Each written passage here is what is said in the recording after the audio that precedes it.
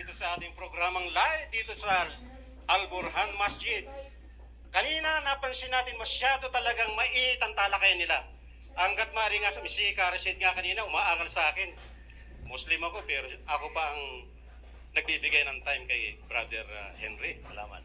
Pero sa dala ng medyo may konting protest dahil sa time ay pagbibigyan natin si Karasid. Pero kaya pa man, alhamdulillah, respected tayo ng dalawang panig. At si Brother Henry naman ay nire-respect si Karasid. Si Karasid naman nire-respect. Ang naging angal lang nila yung time. Kaya nga rito, according to kay Brother Henry, yung natitirang oras ni Karasid ay ibibigay natin sa kanya para naman sa katarungan. Amen. Okay? 5 minutes kasi may interruption eh. Running times kay Brother Rashid, 5 minutes ba? 5 minutes kasi Okay. naputol. Sige po. At hindi niya ma-express yung kanyang side dahil sa interruption. So, in fairness, baka umangal na naman ka, Henry. Okay, Bigyan na natin ng 5 minutes, siguro 4 minutes, pero gawin natin 5 para medyo Okay manalo lang. naman siya ng 1 minuto. Okay lang po yan. O, si Rashid. Okay. Po. O, ito po sa 5 minutes din, 3 na lang ang tanong ko. Pagbigyan natin. Pero ito pag-uwi natin, ayaw niya ng salitang utos eh. Opo. Okay. May turo po ba si Jesus Christ? Turo Turo. Na sumamba, kumilala at sumamba sa dalawang Diyos. Meron po ba o wala? Okay, ito ang sagot ko. Ulitin ko Alam na ng mga alagad. Leo, bago niyo sagutin, Hindi, ito Mr. Henry, Mr. Moderator, may usapan po kami. Categorical question, answerable by yes or no. Okay. Yes or no? Pwede niya sagutin ng yes, tapos explain. Pwede niya sagutin no, tapos. Kasi para malaman ko. Okay, ito tanong. May turo po ba si Jesus? Okay.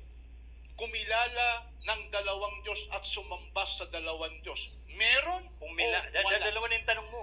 Dalawa na yan. Isa lang. Kasi napaksa Sabi mo, natin kumilala at samba. Iba yun. Hindi sandali. Okay. Kumilala at sumamba. Turo ni Jesus Christ. Kumilalang dalawang Diyos. Dapat ang time nagkukuha na, brother. Dapat ang time. Malinaw naman Sabi mo, kumilala. Okay. Bakit hindi na kailangan Logger. sabihin yun ni Kristo? Day, Okay, bakit? mag-logger ka Pag lang. pinakilala ni Kristo, John 17:3, na ikaw ay makilala nila ng Diyos, sasambahin yun. Dahil Diyos. Okay, Ang tanong ni Karasid, at siyang nasagutin sinuko, ng makakilala yung yes, sinuko. hindi sinagot. Sasambahin yun dahil alam nila Dapat Diyos, sinagot kailangan muna bago sasambahin. nagpaliwanag, Itong mga taong sumunod sa sinasabi- pinag-usapan. Itong mga taong sinasabihan niya, educated ito na sila'y sumamba sa Diyos. Actually, nagpatira pa sila kay Kristo sapagkat nakilala nila si Kristo yan ang na sagot. siya ang Diyos sa lumang Babalikan ko lang. Kasi sige. hindi ko naintindihan eh. Sige, Karasid. So, Mr. Henry, meron po ba o wala? Sinagot kita, Karasid, Hindi, sumagot. ng tama. Ang sinabi, pagpapakilala. Okay, pagpapakilala ni Diyos. Mr. Moderator, sasagot lang naman siya. Yun ang Meron? sagot ko eh. Meron? Pagpakilala. Yun ang meron eh. So, meron? Meron. Meron. Pagpapakilala. Okay. Okay, pagpapakilala. Di ba meron? Next question, Karasid. Hindi Next question. nagkakaintindihan ni Pastor Henry si Karasid. Sa 12 apostol na hinala ni Jesus Christ, sila po ba nagturo sa Israel? Sumamba kayo sa dalawang Diyos. Meron o wala? Okay, ito. Si Kristo sinasamba na nila. Sagutin muna At ang ng yes. pagkakilala ni Kristo upang sambahin si Kristo, kung sinong sumasamba kay Kristo, sumasamba sila sa Ama. Mr. Moderator, Naintindihan yun? Karasid. Mr. Moderator, tulungan naman niyo ako, Mr. Moderator. Ulitin mo yung tanong. Sagot ko. Ito tanong ko. Malinaw naman eh. Sige. Matalino audience natin, Mr. Okay Henry. lang yun. Magpaliwanag Tagalog ka ito. sa susunod. Ipapaliwanag ko rin yan. May Diba? nagturo ba ang mga 12 apostol sa Israel? Sumamba sa dalawang Diyos. Meron o wala? Hindi niya pwedeng sabihin dalawang. Hindi niya pwedeng Salamat. dalawang Diyos. Salamat. Na dapat ninyong sambahin. Okay. Sinabi niya lang Diyos ako, dapat ninyong sambahin. Sabi niya, Diyos siya, Panginoon siya, dapat siya sambahin. At least inamin niya, hindi pala nagturo. Okay. Ito, isa So na what? lang. Isa na lang. Siya na lang. Si Pablo ba nagturo sumamba sa dalawang Diyos? May turo po siyang sumamba sa dalawang Diyos? Meron o o wala si Pablo? Pablo. Tinuro niya na si Kristo Saan po? Diyos. Ano talata? Hindi. Lord of Glory. Babasahin ko. Sumamba si dalawang Hindi, tinuro niya Diyos. Sasambahin yun. Sumamba. Hindi, sasambahin yun. Sumamba po. Okay, babasahin ko. Hindi, sandali. Mr. Moderator. Babasahin ko na itong Son of Mr. Man Moderator. sasambahin. Karasid, meron daw sasabihin. Dalawa po. Hindi babasahin ko. Karasin. Dalawang Diyos. Pa. Yung po yung paksa Hindi, eh. sasambahin pa natin. Eh di, individual ng Yung pagsasamba ko. Okay. Babasahin ko. Babasahin ni Ka Babasahin Henry ko. Okay. kung nasaan yung talata Okay, yun. okay, babasahin ko. Sinamba ito. Daniel 7, sasambahin. Okay? Sabi niya, sasambahin. Ang Daniel po, hindi kay Pablo. Daniel. Kay Ay, Pablo sabay mo lang lang usapan natin. Mr. Moderator. O, sabi ba dito, kay Pablo lang. Moderator, Kay Pablo. sandali. Wala tayo dito eh. Sandali, Mr. Henry. Wala naman. Oh, Bible. Kakatawa itong dalawa. Wala tayo dito, Karasin. Walang usapan na confine lang kay Bakit kay Pablo ka lang? Pablo Hindi ka pupunta. ang Bakit? pag Ayaw mo kay ang Daniel? ano ang Gusto ko kay Pablo. pagprueba dyan na dalawa ang Diyos. Mabubuking ka kay Daniel? Hindi. Yan ang totoo niyan, Karasin. Ko Ang kay Pablo. usapan nila na ipoprove lang na may dalawang Diyos. Walang usapan na kay Pablo lang. Hindi dapat ilimit kasi itong Si Pablo, topic na ito covered yan ng Old and New Testament. Ipitan silang dalawa. Hindi naghahanap ng katotohanan itong si Idol Karasid. Okay, sagot ko, nagkakainit na nga, pero friendly debate. Okay, sige. Sabi niya, si Pablo gumagamit ng kasulatan. Hindi mo alam yan. Wala Magaling akong lumusot sinasabi din na si hindi Pastor sinasabi ng Henry. kasulatan. Titanggapin mo yung Old Testament. O ito, babasahin ko. In a vision at night, 7, verse 13. Anong pakalam kong pros kaniyo ito? Basta ito, sinamba. Okay. In my vision at night, I looked, and there before me was one Son of Man, coming with the clouds. Yun yung sa John 1:39. Okay? He approached the Ancient of Days, who's led into His presence. He was given authority, glory, sovereign power. And all peoples, nation, men, and every language worship Him. Okay. Pros kaniyo. So what? So, ganon ang kanilang break. Okay na. Break po natin. Ganito, tatawagin na po natin si Karasid para sa side niya. At siya naman itatayo dito, titindig para ipaliwanag yung side niya. Habang nakikinig naman si Brother Henry. At meron siyang sigurong isusulat kung ano yung sinabi ni Karasid. Yun yung naman tanong na sasagutin naman ni Karasid. Okay. Alam mo ninyo, madali lang naman talaga unawain ang paksa. Ano po, nagtataka lang po ako, naglalaro po siya sa salita. Kaya lang, Tagalog po tayo eh. Hindi po ubra yun eh. Kung ang paksa, patutunayan na mayroong dalawang Diyos na dapat kilalanin at sambahin, pagkatapos sasabihin niya, hindi daw utos ng Diyos yun, abi para tayong loko-loko nito. Hindi pala utos eh. O di walang kwenta. Ano patutunayan mo?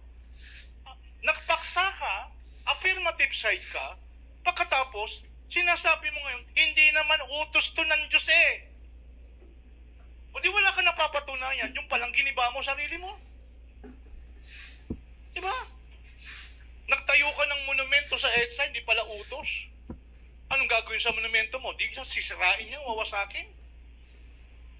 Hindi pa experience ito si Brother Henry na debater dahil Makahalata kayo, matalino kayo. kanyang sinagot si Karasid na wala raw utos na sambahin si Kristo. Maliwanag naman sa Hebrew 1:8, Magrosaryo. Hindi utos yun eh. 1:6 na O di okay lang. si Nakita Jesus, mo yung kanyang pananalita, matutuwa po. Katoliko ang sa'yo. Kristo pala na anak ng Diyos, ang may utos na sambahin ay ang Ama. So dalawang Diyos dito ang dapat sambahin. Ayan. Kaya natatalog mga Kristiyano sa debate dahil hindi kabisado ang Biblia. Bago sana humarap sa debate, kailangan mag-aral maigi o pag-aralan maigi ang mga Sa Quran kasi napakalinaw eh. Dito ko namin dinadawahan, kapatid na Henry. Kaya nga tinan mo ang Muslim, walang ambiguity. Verses walang ng Biblia. Muntakin mo, lahat ng kalabang ko ang dala-dala Biblia. Ang pinapatunayan, iba-iba, tatlo ang Diyos. Maraming Diyos, di ba? Meron pa ako nakalaban sa circle. Ayaw niyo bang maging Diyos? Hanggang ganyan na lang kayo, ayaw niyong ma-promote? Muntakin mo, Biblia dala-dala nun. Meron naman Trinity, isang Diyos, tatlong persona. Meron naman oneness. Sa Kanya, dalawa lang. Ano dala-dala? Biblia rin. Kaya nga namin nang napagod kababasa ng Biblia. Tama na. Ikaw na nagpaliwanag, natiwalag ka, tapos magtatayo ka na naman ng sarili mong sekta. Ilan po ang kababayan natin ng ganyan? Tama na. Sa Quran muna tayo. Napakaliwanag po sa Personal na yan na sinabihan ni Karasid na tiwalag ka na sa iglesia. Hindi dapat yan sinasabi ni Idol Karasid. A'udhu billahi minash shaitanir rajim. Ilahukum ilahun wahid. Ilan? Your God is one God. Ang inyong Diyos ay isang Diyos lamang. La ilaha illa huwa ar-Rahmanur Rahim.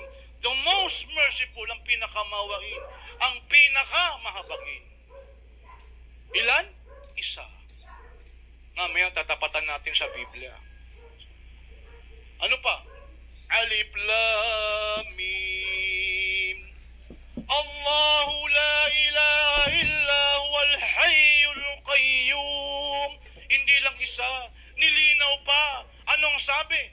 He is Allah, the ever-living. There is no God but He. Wala nang Diyos kundi Siya. Ito ba mahirap intindihin? Napakalino eh.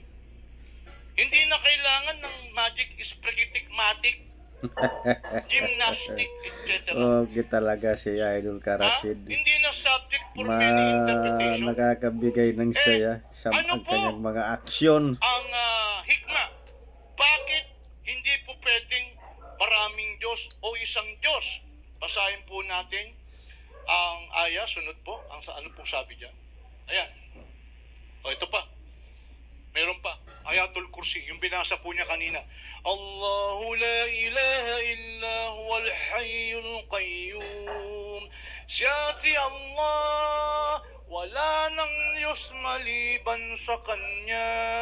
Ang buhay. Ang tagatustos ng lahat ng nilalang. Meron bang Muslim nagdebate? Dalawa Diyos? Wala ho. Hindi mangyayari yun. Malinaw ang Quran. Wala po sa kalituhan ang Muslim. Lahat ng Muslim sa buong mundo. Ilan ang Diyos? Isa. Sino? Meron pa bang iba? Kaya nga nung nagsyada La ilaha. Dito ko namin inanyayahan, Brother Henry. Wala kang napapatunayan sa paksa. Kung ano-anong gymnastic, sprigitic, matik ang ginawa mo sa Bible eh. Mamaya patutunayan natin. Talaga si Kasi may Idol. babasahin tayo sa Biblia, gusto ko gibain niya. Pag nagiba niya, talo na po ako. Tatandaan niya, tatandaan niya. Okay. Ano po ang wisdom? Ano po ang wisdom? Ano po ang sabi ni Allah? لو كان فيهما آلهة إلا الله لو كان فيهما آلهة إلا الله لفسدتا فسبحان الله رب العرش عما يصفون. Kung maraming Diyos, ano mangyayari? Had there been within them in heavens, kung maraming Diyos sa mga langit at lupa, ano mangyayari? Maliban kay Allah, they would have been ruined. Abay, dilubyo. Mantakin mo, presidente ka ng kumpanya. Presidente din ako. Inutusan yung janitor. Stoy, linisin mo yung third floor, may meeting ako. Opo, Mr. President. Ikaw, nag-utos dentes. Linisin mo yung fifth floor. Hindi kaya. Ikaw ang janitor, sino susundin mo sa dalawa? Yun ang wisdom eh. si Jesus hindi makapaglilingkod ng dalawang Panginoon ng sino man. Bagamat pera yung binanggit niya doon, applicable yun sa lahat. Kaya nga ang utos natin, napakadali lang naman Kung ano-ano pa pinagsasabi mo sa kababayan natin, meron pang utos si Kristo na sumamba sa dalawang Diyos. Hindi na kailangan utos. May nakalagay bang utos dyan? Namiloso pa Akala niya kaya niya tayo. Namiloso pa, nagpalusot pa. Wala palang utos, wala palang kwenta ito pinapatunayan mo. Mantakin mo. Wala palang utos. Kasi si Jesus Christ, nag-utos.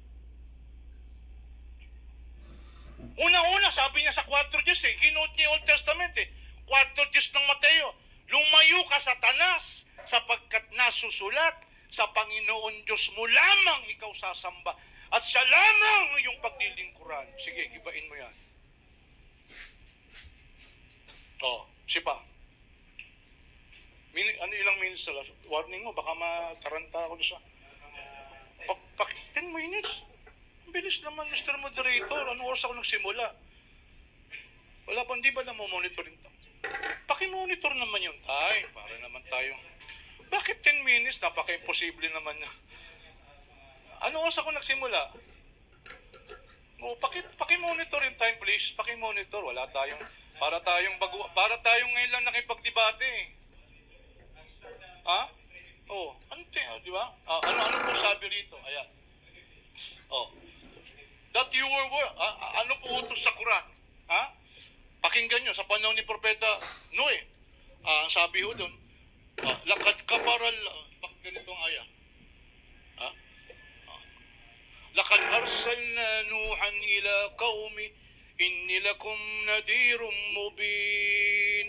Allah ta'budu illallah inni yakhafu alaykum adaba yawmin alim.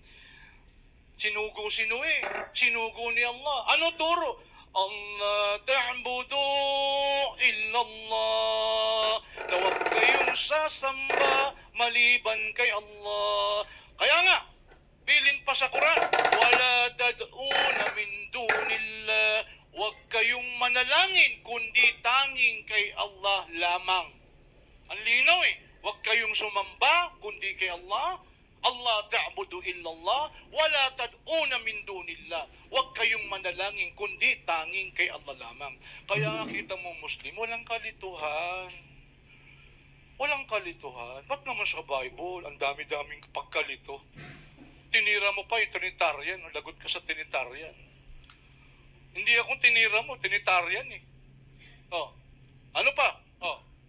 Yan, wala tad'una min dunillah. Ano pa? Sabi ni Jesus Christ, ayan Sabi ni Jesus Christ, ayan ang linaw na kaya. Lakad kapara alladhina qalu inna Allahu al-Masih ibn Maryam. Nakakagawa ng pamamusong ang nagsasabi, si Jesus, siya ang Diyos. Manapang sinabi ni Jesus Christ, inna Allah Rabbi wa Rabbakum. Si Allah ang aking Panginoon at inyong Panginoon. Please, no interruption, please. Ang sabi pa niya, kung sino man ang magtambal sa pagsamba kay Allah, kahit isa, umawahon nar. Ang kanyang kasasadlakan ay ang impernong apoy. Napakalinaw ng sinasabi ng Quran. Ipagbabawal sa kanyang paraiso at ang kanyang kasasadlakan ay apoy ng imperno. Jesus Christ ng Quran.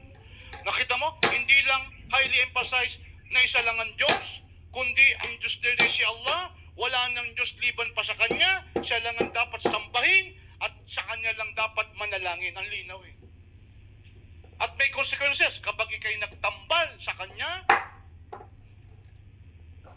ikaw ay nakakagawa ng kapatawaran, walang kasalanang walang kapatawaran, ibig sabihin, sa pagkalagot ng iyong hininga. Mr. Moderator, hihingi ako ng time, huwag na akong bigyan ng oras, tapusin nyo na itong aking siya na may pagbibigyan ko rin Kasi hindi na mo monitor yung time. I don't think so na mo monitor yung time Okay? So, Ang sabi po rito, Inna Allah yakfiru ay yusrak bihi. Hindi kailanman patatawarin ni Allah sa kanyang pagkalagot ng hininga kung siya po ang kasalanan niya ay nagtambal sa pagsamba kay Allah. Kahit isa. Kasalanang hindi ikatatamo ng kapatawaran. Tatandaan po natin yan. Kaya napakalinaw po, napakaingat ng Muslim na hindi po nagtatambal sa pagsamba sa nag-iisang Diyos na tunay na walang iba kundi si Allah subhanahu wa ta'ala. Punta tayo sa Bible para mabilis. Punta na tayo sa Bible. Itong gibain mo, Henry. Kasi sa paksa, ang pinapatunayan niya, dalawa ang Diyos. Dapat minabasa ka utos, dalawa ang Diyos. Wala naman eh. Ang dami mong binasang talata.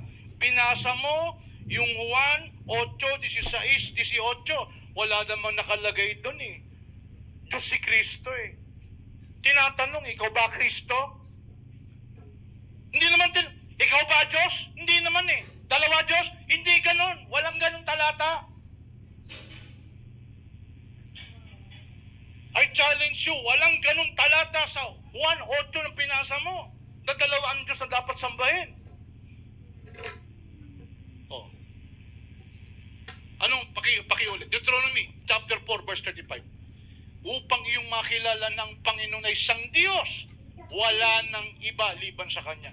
Nakakalungkot o nakakatawang isipin, sabi niya, hindi raw pinakilala doon sa Old Testament yung Ama. Patay ka dyan. Patay ka dyan. Ang pinakilala daw, ang tanging Diyos daw si Jesus. Saan yung nakalagay? Eh kung ganon, sablay ka pa rin. Kung si Jesus to, di lalabas walang ibang Diyos, kundi siya lang. At kung si Jesus ang nasa Old Testament, eh papayag ka si Jesus ang nagpapatay ng mga bata, ng mga babae, ng mga inosenteng tao. Mami, tanong mo sa akin sa mababasa yan. Ang laki-laki ng problema mo dyan. Ang linaw, isa lang, slide. Tuloy-tuloy na. Makinig kayo. Ayan, Shema. Yan yung Shema Israeli. Meron tayong dating Hudyo dito. Shema Israel. Adonai Eloheinu. Adonai Echad. Ang yung Panginoon ay isang Panginoon lamang, isang Diyos lamang. Ayan, ang dating Diyos ay isang Panginoon. Anong meaning nun? Pinaliwanag ni Jesus yun sa Mark chapter 12 verse 29. Ano po sabi niya?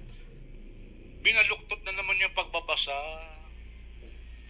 Tinanong siya ng Hudyo ng Pangulong Utos. Si Jesus, nag-quote. Ano kinote niya? Yung Shema. Kikikote. Kasama siya doon, ang Panginoon nating Diyos. Isang Panginoon. Ano ibig sabihin nun? Nasa baba. Ano ibig sabihin? Tuloy. Tuloy.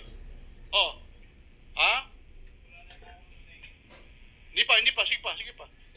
Ano paliwanag doon?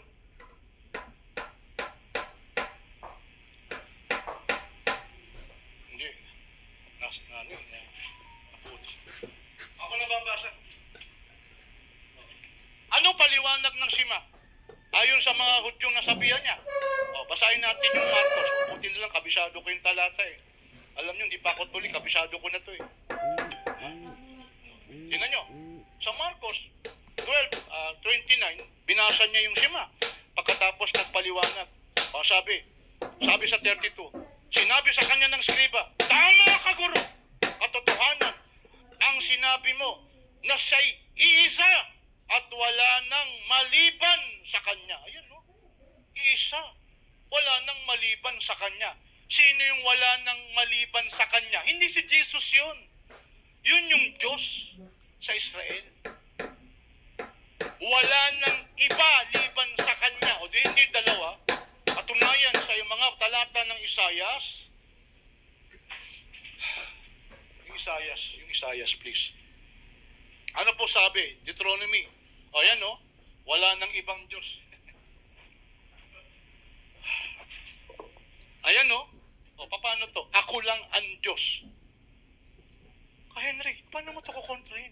Ako lang ang Diyos. Wala nang iba pang Diyos. Maliban sa akin. Ayun 32-39. Huwag mo na ako interrupt, Mr. Henry.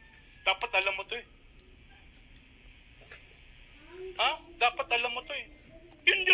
pinapakilala, oh. Ayan, oh. Wala lang, ako lang ang Diyos. Mahirap pa intindihin to. The verse explain itself.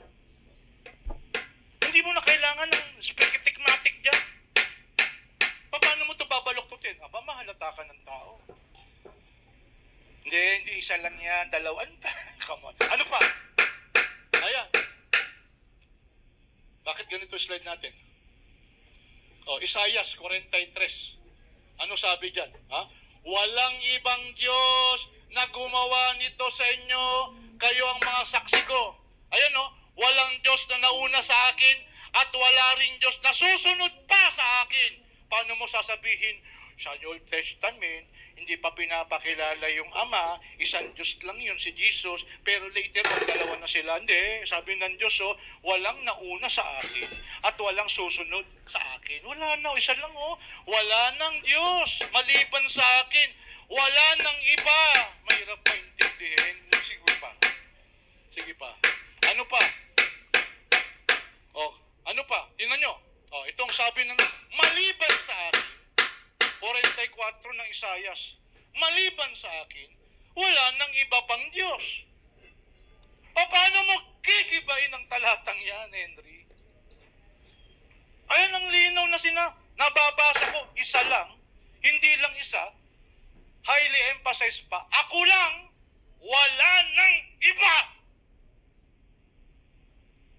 Paano mo babanggain ang mga talatang yan, Ayan, Sa Genesis 1:26 ay ganito ang pagkasulat. And God said, let us make man in our image after our likeness.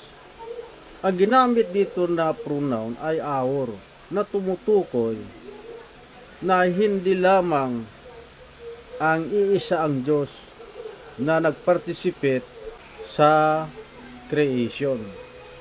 At ang nagparticipate na ito ay ang banal na espiritu.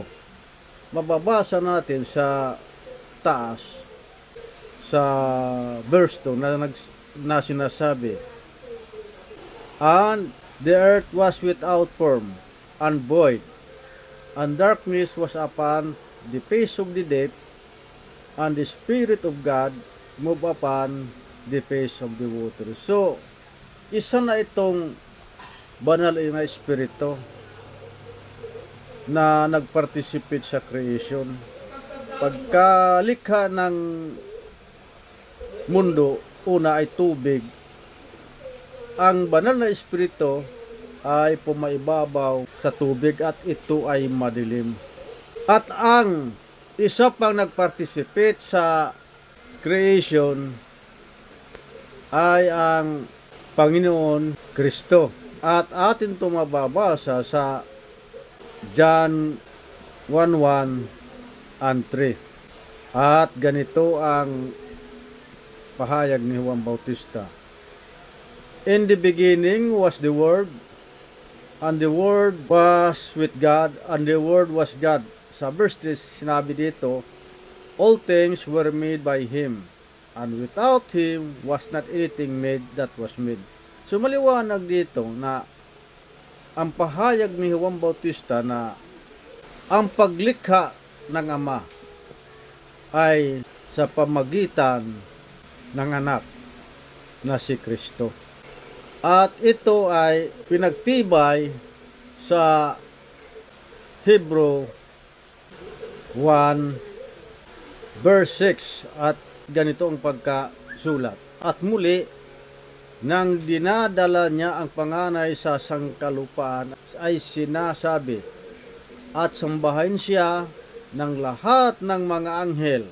Dito sa verse 8, ngunit tungkol sa anak ay sinasabi, ang iyong luklukan o Diyos ay magpakailanman, at ang sentro ng katuwiran ay siyang sentro ng iyong kaharian. Ini-introduce ng Ama na itong anak ay pinapasamba dahil ito ay Diyos. At sa verse 10 ay ganitong pagkasabi, at ikaw, Panginoon, nang pasimulay, inilagay mo ang kinasasaligan ng lupa at ang mga langit ay mga gawa ng iyong kamay. So mismo na ang Ama ang nagpahayag dito na ang anak na si Kristo ang gumawa ng langit at lupa. Ano ang participation o involvement naman ng Ama? So atin puntahan ang 1 Corinthians 8:6. Sapagkat bagamat mayroon mga tinatawag na mga Diyos, maging sa langit o maging sa lupa, gaya ng may maraming mga Diyos at maraming mga Panginoon. Ngunit sa ganang atin ay may isang Diyos lamang, ang Ama, na buhat sa Kanya ang lahat ng mga bagay at tayo'y sa Kanya. At isa lamang Panginoon, Hesukristo, na sa pamamagitan niya ang lahat ng mga bagay at tayo'y sa pamamagitan niya. So pinahayag dito sa 1 Corinthians 6 na ang participation ng Ama sa creation ay siya ang source o pinagmulan sa lahat ng mga bagay. Kaya tinawag siyang Ama.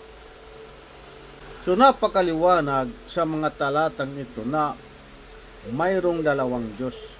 Sinasabi kong dalawang Diyos kasi ang Espiritu, bagamat may participation doon sa creation, ay Spirit of God. Kaya hindi siya inintroduce na Diyos. Sa Hebrew 1 verse 6 ay ipinakilala dito na ang Ama at ang Anak ay Diyos. So maliwanag sa Biblia ay dalawa ang Diyos.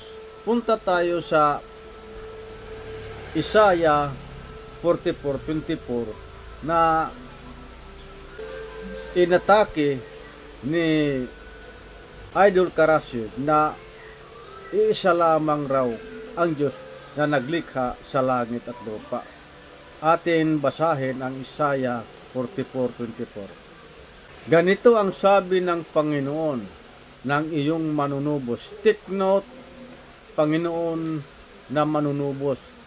At niyang nag-anyo sa iyo mula sa bahay bata, ako ang Panginoon na gumagawa ng lahat na bagay, na nagladlad na mag-isa ng langit, na naglalatag ng lupa. Ang sinasabi dito ni Karasib na ito raw ay Diyos Ama at wala nang ibang Diyos na naglatag mag-isa ng langit at lupa. Ating tingnan sa Isaiah 48:16-17 kung sino itong manunubos na sinasabi ni Karasib na ito raw ay ang Diyos Ama at wala ng ibang Diyos na lumikha ng langit at lupa na mag-isa. Dito sa Isaiah 48:16-17 ating basahin. Kayo'y magsilapit sa akin, inyong dinggin ito.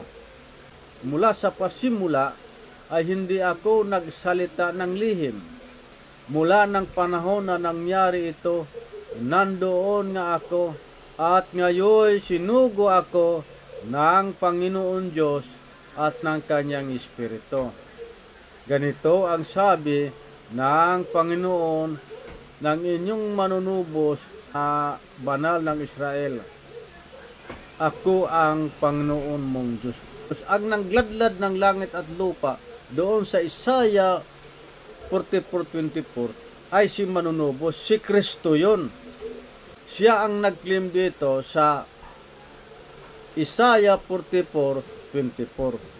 So hindi lang ito na abot sa karunungan ni Idol Karasib. Mayroon siyang tinanong sa kanyang katunggali kung si Jesus ba ay nagturo na sambahin siya. Ating basahin ang Mateo 28 verse 9 and 17. Umpisa natin sa verse 1 sa 28. Nang magtatapos ang araw ng Sabat, nang nagbubukang liwayway na ang unang araw ng Sanglinggo, ay nagsiparoon si Maria Magdalena at ang isa pang Maria upang tingnan ang libingan. At narito lumindol ng malakas sapagkat bumaba mula sa langit ang isang anghel ng Panginoon at naparoon at iginulong ang bato at nagkaupo sa ibabaw nito. Ang kanyang anyo ay tulad sa kidlat at ang kanyang pananamit ay maputing parang nibe. At sa takot sa kanya'y nagsipanginig ang mga bantay at naging tulad sa mga taong patay. At sumagot ang anghel at sinabi sa mga babae, "Huwag kayong mga takot sapagkat nalalaman ko na inyong hinahanap si Jesus na ipinako sa krus. Siya ay wala rito sapagkat siya ay nagbangon. Ayon sa sinabi niya, magsiparito kayo, tingnan ninyo ang dakong kinalagyan ng Panginoon. At magsiayong kayong madali at sa kanyang mga alagad ay sabihin ninyo, siya ay nagbangon sa mga patay at narito siya nangunguna sa inyo sa Galilea. Doon makikita ninyo siya, narito, nasabi ko na sa inyo." At sila ay nagsialis na madali sa libingan, nataglay ang takot at ang malaking galak at nagsitakbo upang ibalita sa kanyang mga alagad. At narito sila sinalubong ni Jesus na nagsabi, "Mga gagalak kayo." At siya ay nagsilapit at niyakap ang kanyang paa at siya ay sinamba. Nang magkagayoy sinabi sa kanya ni Jesus, "Huwag kayong mga takot, magsiayong kayo at sabihin ninyo sa aking mga alagad na magsiparoon sa Galilea at dooy makikita nila ako." So punta sa ito sa verse 17. At nang siya'y kanilang makita, si Jesus na ito, ay kanilang sinamba siya, datapat ang ilan ay nangag-ilangan. So makikita dito na ang mismong mga disipulo ay sumamba sa Panginoon Hesus. So maliwanag na turo ito ng Panginoon Hesukristo na siya ay sambahin. Bagamat wala siyang ipinahayag sa buong New Testament na siya ay sambahin, ang ginawa ng mga disipulo na sumamba sa kanya at maging si Maria Magdalena at isang Maria na hindi niya ito pinigilan ay nagpapatunay na siya ay Diyos na dapat sambahin, at ang katuroan nito ay tinatawag na mayroon sa methods of learning sa education na kinesthetic learning o kinesthetic teaching. Ito na yon. Ayon naman kay Idol Karasid, ang sabi niya na ang panindigan raw ng Islam ay tangi lamang si Allah ang Diyos. Ngunit sa kanilang debate, binanggit niya na walang ibang Diyos doon sa Isaiah 4:24 na nagladlad ng lupa kung hindi raw ang Ama. Sumaliwanag na kinikilala niya ang Ama na Diyos at kinikilala rin niya si Allah na tanging Diyos, dahil magkaiba ang Diyos ng bayan Israel na si Ama at ang Diyos ng Arab o Muslim na si Allah. Lumalabas na dalawa ang kanyang Diyos, si Allah at saka si Ama. Pinagtandim ang dalawa. Ang sinabi niya na ang Quran ay nagtuturo ng tanging Diyos na si Allah ay sumasalungat naman ito doon sa Almuminum 23:14 at ganito ang pahayag. Then we made the sperm drop into a clinging clot, and we made the clot into a lump, and we made the lump bones, and we covered the bones with flesh. Then we developed him into another creation. So blessed is Allah, the best of creators. So atin mapapansin dito na ang ginamit dito ay pronoun we na tumutukoy sa marami. Ang we dito ay tumutukoy sa creators, na maraming creators. Ngunit si Allah ang pinaka the best of creators. So napakaliwanag na hindi lamang nag-iisa ang Diyos ng Muslim, kundi mas marami pa sa Diyos ng Biblia. Ang dahilan kung bakit nila pinaninindigan na tanging si Allah ang Diyos dahil hindi nila ma-identify kung sino itong mga creators na Diyos na tagapaglikha. Ang depensa dito ng mga Muslim na ito daw ay mga tao na creators. Ang pinag-usapan dito ay creation, hindi yung paglikha ng mga bagay sa mundo. Creation ito ng langit at lupang tinutukoy dito. Kaya tumutukoy ito sa mga Diyos sa panahon ng creation na katambal ni Allah. Ngunit si Allah raw ang pinaka magaling na manilikha.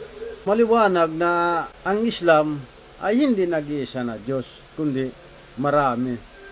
Hindi lang ma-identify kung sino-sino itong mga Diyos na creators na binanggit dito sa Almuminum 23:14.